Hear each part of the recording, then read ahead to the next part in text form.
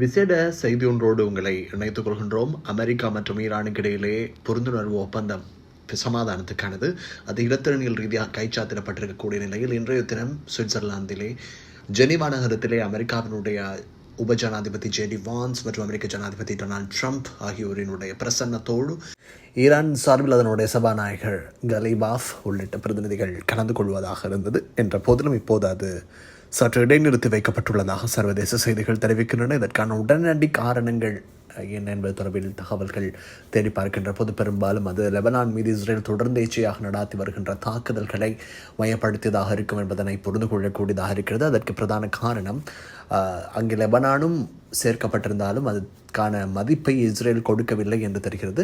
அதனைத் தொடர்ந்து ஈரானினுடைய வெளிவிவகார அமைச்சர் அப்பாஸ் ஆராக்ஷி அவர்கள் அவசரமாக ஒரு எக்ஸ்தர பதிவேற்றத்தை விடுத்திருக்கிறார். அதன் அடிப்படையிலே தொடர் போரை தான் இஸ்ரேல் விரும்புகிறது, போர் நிறுத்தத்தினை அவர்கள் விரும்பவில்லை என்பதனை சுட்டிக்காட்டியிருக்கிறார்.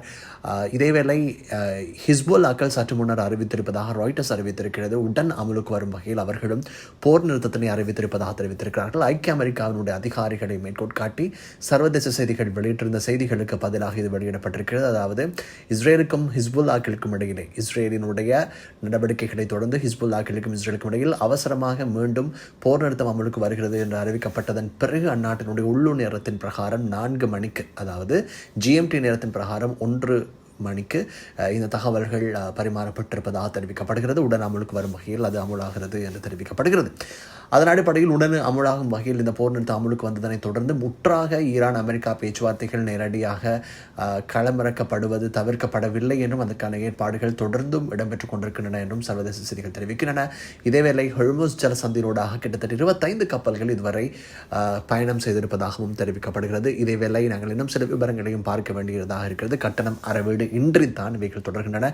60 நாட்களுக்குள் முழுமையான தீர்வுகள் எட்டப்படும் பட்சத்தில் தான் அது நிரந்தரமானதாக மாறும். எனவே அதுவரை பணம் விடுவிக்கப்படுவது தொடர்பில் எல்லாம் பாரிய எதிர்பார்ப்புகளை கொள்ள வேண்டாம் என்பது போன்றெல்லாம் தான் அமெரிக்க ஜனாதிபதியும் தன்னுடைய எக்ஸ்தல மன்கவும் சமூக வலைதளங்களில் ஒன்றான ட்ரூத் பகுதியிலே வெளியிட்டிருக்கிறார். என்ற போதிலும் கூட நாங்கள் தொடர்ந்து பார்க்க வேண்டியதாக இருக்கிறது. ஏனென்றால் ஈரானினுடைய ஜனாதிபதியும் அதே போல அமெரிக்க ஜனாதிபதியும் இலத்திரனில் ஊடாக கைச்சாத்திட்டிருந்தார்கள். அதனைத் தொடர்ந்து பாகிஸ்தான் பிரதமர் நடுவராக கையொப்பமிட்டிருந்தார். இந்த நிலையில்தான் இப்போது இந்த தீர்மானம் மேற்கொள்ளப்பட்டிருக்கிறது. ஆகவே விரைவில் அமெரிக்காவுடைய உப ஜனாதிபதி இப்போது சுவிட்சர்லாந்தை நோக்கி பயணம் செய்திருந்தாலுமே இது தற்காலிகமாக நிறுத்தப்பட்டிருக்கிறது என்று தான் கருத இயலும். ஆனால் போர் நிறுத்தம் தொடர்ந்து முள்ளில் இருக்கும். இந்த பேச்சுவார்த்தைகள் மீண்டும் விரைவில் ஆரம்பிக்கும் என்று தெரியப்படுத்தப்படுகிறது. ஏனென்றால் காரணம் என்னவென்றால் இந்த பேச்சுவார்த்தைகளினுடைய நேரடி பிரசன்னம் தான் சற்று நீக்கப்பட்டிருக்கிறதே தவிர அது முற்றிலுமான போர் நிறுத்த ஒப்பந்தத்திற்கு எந்த பாதிப்புகளையும் ஏற்படுத்தாது என்று தெரிகிறது. எனவே பொறுத்திருந்து தான் பார்க்க வேண்டியிருக்கிறது. தொடர்ந்து மனிதர்கள் அன்பான நேயர்களே.